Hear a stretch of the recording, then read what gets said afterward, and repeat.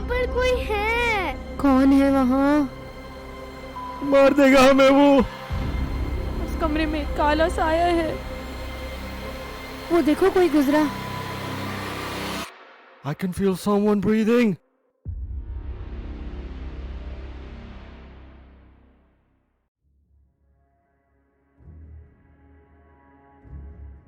ज़रा सोचो, आपका स्कूल, कॉलेज, यूनिवर्सिटी, जहाँ आप रोज़ जाते हो, पढ़ते हो, दोस्तों से मिलते हो, और एक रोज़ जब आप वहाँ से वापस अपने घर आओ तो आप अकेले ना हो, आपके साथ कोई और भी आपके घर आ जाए, वो आपको काबू कर ले और आपके प्यारों को नुकसान पहुंचाने की कोशिश करे।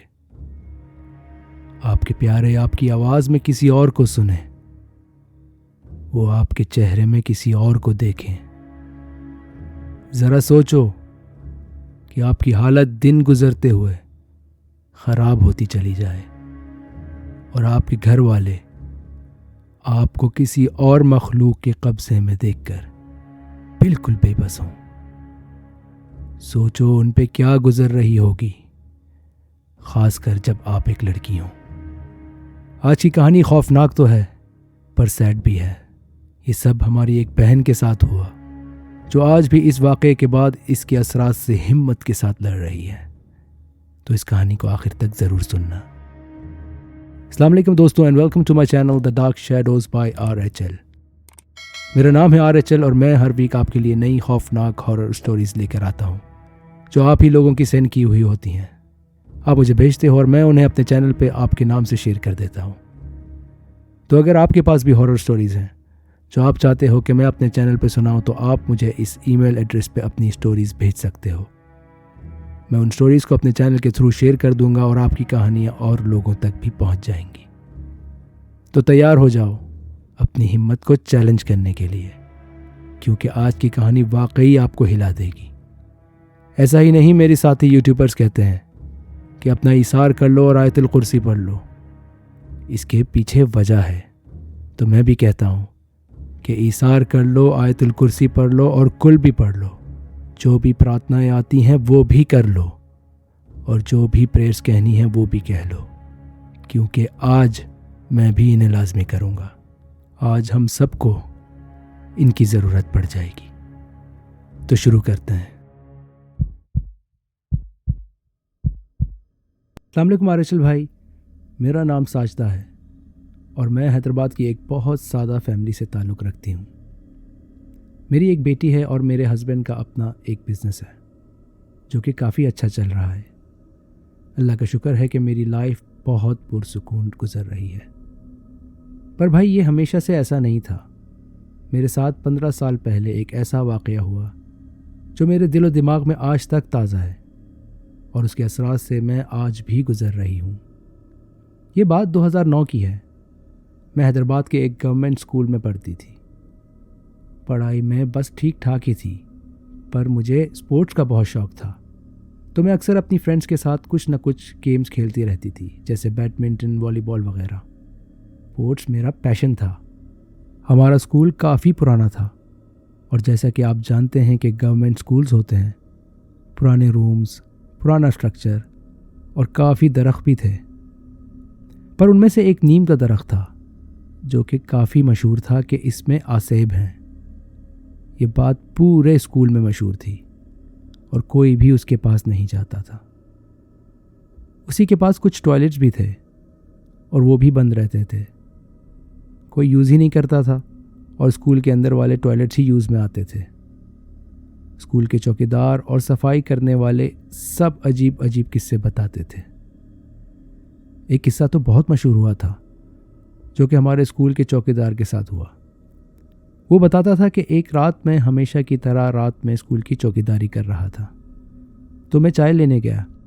जब मैं होटल से वापस आया तो मैं देखता हूँ कि मेरी कुर्सी पे कोई बैठा है। उसने काले कपड़े पहने हुए थे और सर पे एक चादर ली हुई थी। मैं उसके पास गया और उसे कंधे से पकड़कर कहा कि भाई यहाँ से उठो, ये मेरी जगह है। تو جب اس نے اپنا سر اٹھایا تو چادر کے اندر کوئی سر ہی نہیں تھا۔ اس نے زوردار چیخ ماری اور زمین پہ گر گیا، اور اس کے سامنے وہ شخص بھاگ کر اسکول کی دیوار سے آر پار ہو گیا۔ چوکیدار بتاتا تھا کہ ایک بار اس نے اسی طرح کالے کپڑوں میں کسی کو اسکول کی دیوار سے پار جاتے دیکھا۔ چوکیدار بتاتا تھا کہ ایک بار مجھے اسکول کے اندر سے بہت آوازیں آ رہی تھیں، جیسے بہت لوگ اندر ہوں اسکول کے۔ جب وہ اندر دیکھنے گیا تو اسے محسوس ہوا جیسے بہت سارے لوگ اس نیم کے درخت کے پاس کھڑے ہوں، اور پھر اچانک ایک جگہ سے دوسری جگہ بھاگنے لگے۔ اسے بہت خوف آیا اور وہ فوراً اسکول سے باہر چلا گیا۔ انہی سارے واقعات کی وجہ سے کوئی بھی اس درخت یا ٹوائلٹس کے پاس نہیں جاتا تھا۔ ایک دوپہر ہمیشہ کی طرح میں اسکول کے بعد اپنی سہیلیوں کے ساتھ بیڈمنٹن کھیل رہی تھی۔ کھیل کے دوران مجھے ٹوائلٹ یوز کرنے کی حاجت پیش آئی، تو میں اسکول کے اندر گئی، پر اس روز نہ جانے کیوں اندر جانے والا راستہ کسی نے لاک کیا ہوا تھا، تو میں اندر ٹوائلٹ یوز نہیں کر سکتی تھی۔ میں بہت ڈیسپریٹ تھی، تو اسی لیے میں نے اس درخت کے پاس جو ٹوائلٹس تھے وہاں بھاگی۔ وہ ٹوائلٹس ایسے تھے کہ پہلے مین ڈور آتا تھا، اور پھر اندر 6-7 انڈیویجول ٹوائلٹس تھے، اور باہر ہی 4-5 واش بیسن لگے تھے۔ میں ٹوائلٹس کے مین ڈور سے انٹر ہوئی اور ایک ٹوائلٹ کے دروازے کو کھولنے کی کوشش کی تو وہ لاک تھا، پھر دوسرے کو کھولنے کی کوشش کی تو وہ بھی لاک تھا، پر تیسرے ٹوائلٹ کا دروازہ کھلا تھا تو میں اس میں چلی گئی۔ میں جیسے ہی ٹوائلٹ کے اندر گئی تو مجھے وہاں ایک سائے جیسی چیز گزرتی نظر آئی، اور میرا سر گھوما اور میں بہت خوف زدہ ہو گئی۔ مجھے آج تک یہ یاد نہیں آ رہا چل بھائی کہ میں نے وہ ٹوائلٹ یوز کیا یا نہیں، پر صرف اتنا یاد ہے کہ میں خوف زدہ ہو گئی تھی۔ یہ پوری میموری جیسے میرے ذہن سے بالکل اریز ہو گئی ہو، اور اس کے بعد جتنے واقعات ہوئے وہ یا تو میری دوستوں نے یا میری گھر والوں نے مجھے بتائے۔ میری دوستوں نے بتایا کہ میں واپس آ کے سر میں درد کا کہہ رہی تھی، اور میں نے بیڈمنٹن نہیں کھیلا، پر میری دوستوں نے اپنا گیم ختم کیا اور ہم اپنے اپنے گھر چلے گئے۔ امی بتاتی ہیں کہ گھر پہنچ کر میں نے کسی سے بات نہیں کی، اور میں جا کر صوفے پہ گر گئی اور سو گئی۔ انہوں نے مجھے اٹھانے کی بھی کوشش کی اور کھانا کھانے کا بھی کہا، پر میں نے منع کر دیا۔ جب میری آنکھ کھلی تو میں نے امی پہ چیخنا چلانا شروع کر دیا کہ مجھے صوفے پہ کس نے لٹایا تھا۔ امی نے مجھے کہا کہ میں خود ہی وہاں جا کے سوئی ہوں، پر میں نے ان کی ایک نہ سنی اور ایگریسو ہونے لگی۔ میرے بھائی نے مجھے کام کرنے کی کوشش کی اور منع کیا کہ امی سے ایسے بات نہیں کرو، پر میں تو جیسے امی کو اپنا دشمن سمجھ رہی تھی اور بالکل بھی چپ نہیں ہو رہی تھی۔ میرے بھائی نے مجھے فائنلی چپ کرایا اور پانی دیا، تو پانی پی کر جیسے میرا غصہ ختم ہو گیا ہو۔ میں امی کے پاس گئی اور ان سے روتے ہوئے معافی مانگی۔ امی بھی رونے لگیں اور انہوں نے مجھے سمجھایا کہ اپنے غصے کو قابو میں رکھا کرو۔ انہوں نے مجھے دم کیا پانی دیا تھا، جس سے میں فوراً کام ہو گئی تھی۔ میرا جسم تھکن سے چور چور ہو رہا تھا۔ میں اپنے کمرے کے دروازے کے پاس بیٹھ گئی اور پتہ ہی نہیں چلا کہ میں دروازے کے کنارے پہ لیٹ کر سو گئی۔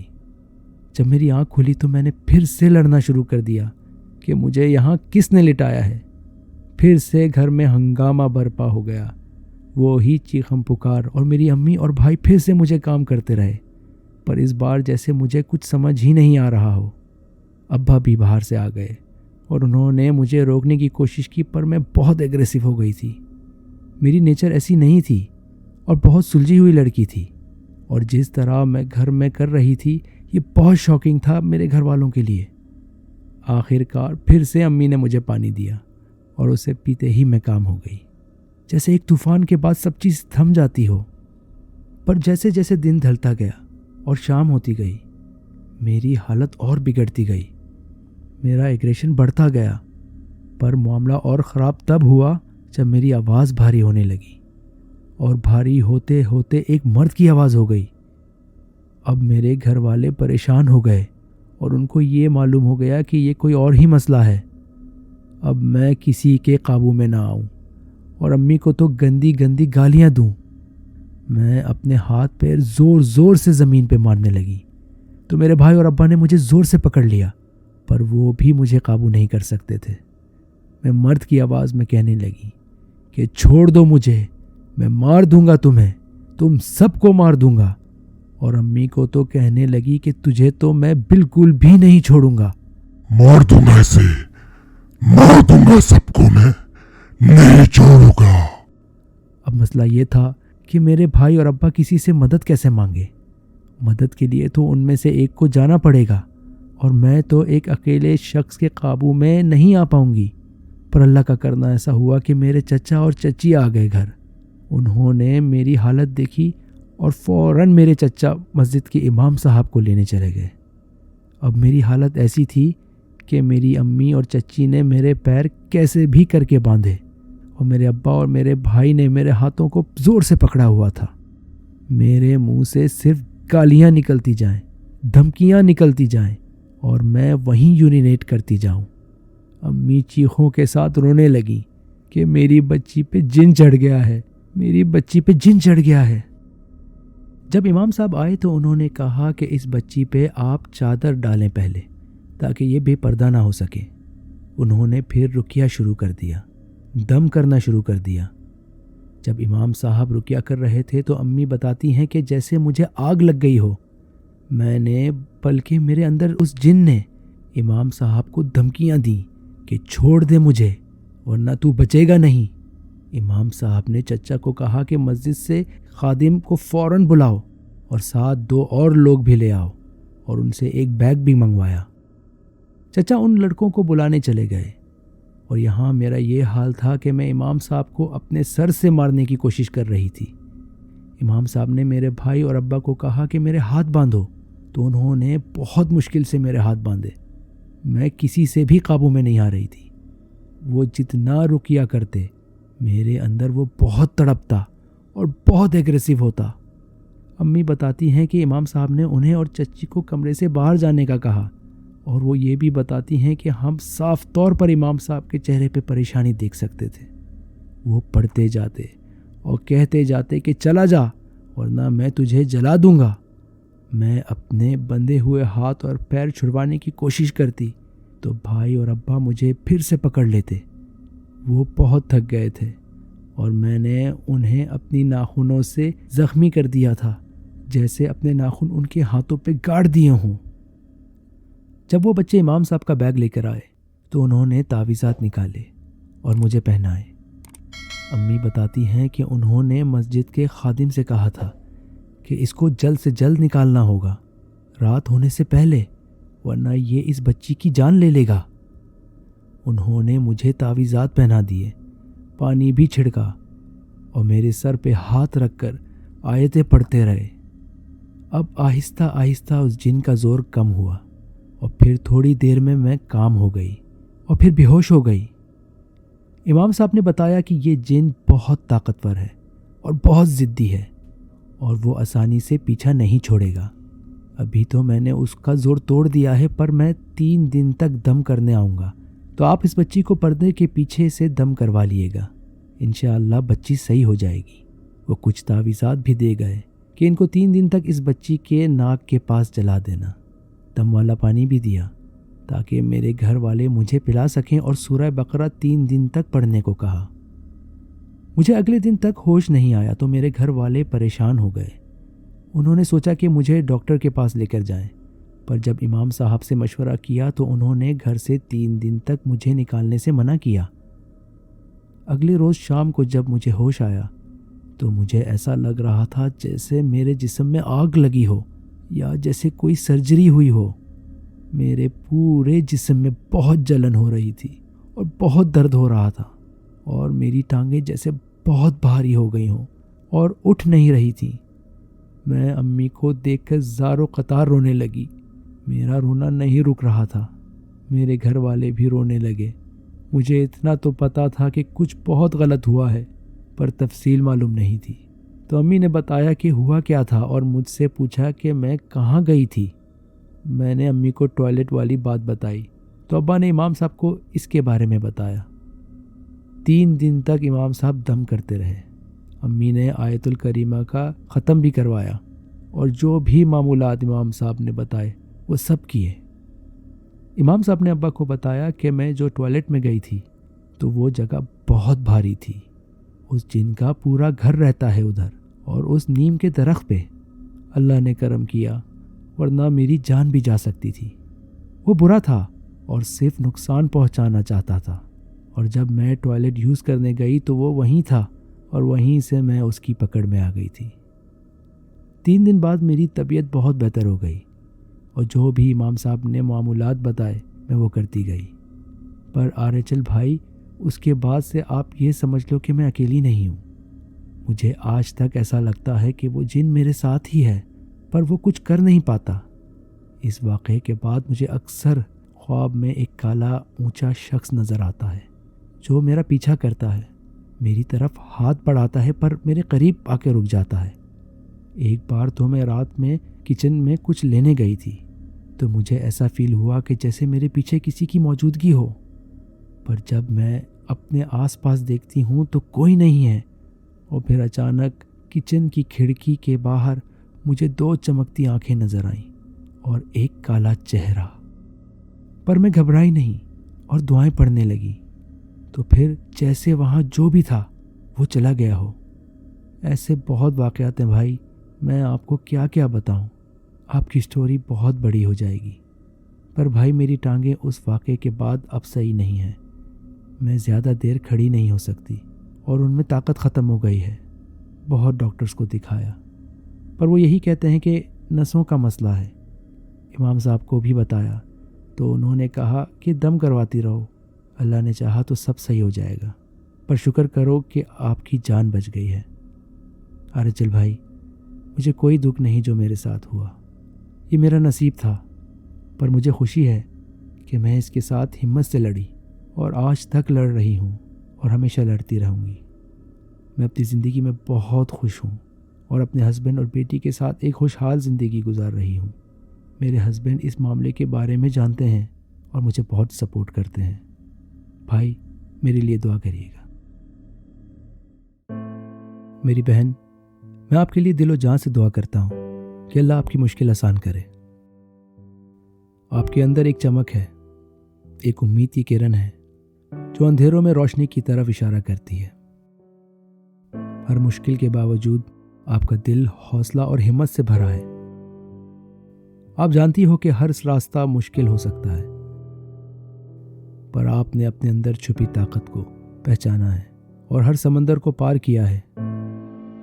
हर रात के बाद एक नई सुबह आती है। यकीन रखें, बेहतर कल की उम्मीद से ज़िंदगी चमकती है। तो दोस्तों, ये थी आज की स्टोरी। इस स्टोरी को लाइक कर देना और शेयर भी कर देना ताकि ये स्टोरी और लोगों तक भी पहुंच जाए। ये चैनल आप ही का है और ये स्टोरीज़ भी आप ही की हैं, तो इस चैनल को सब्सक्राइब करने में कंजूसी मत करना और अभी इसे सब्सक्राइब कर दो और बेल आइकन को भी दबा दो। इससे नोटिफिकेशन मिलते रहेंगे और हमारा कनेक्शन भी बना रहेगा। और मेरे लिए इससे ज़्यादा क्या अप्रिसिएशन होगा कि आप और मैं जुड़े रहें। तो स्क्रीन पे जो ईमेल एड्रेस आ रहा है उस पे आप मुझे अपनी स्टोरीज़ भेज दो ताकि मैं उन्हें अपने चैनल पे सुना दूँ और उन्हें और लोग भी सुन लें। अब मैं आपसे मिलता हूँ अगली इंटरेस्टिंग और खौफनाक हॉरर स्टोरी में। मुझे देना इजाज़त, फिर मिलते हैं।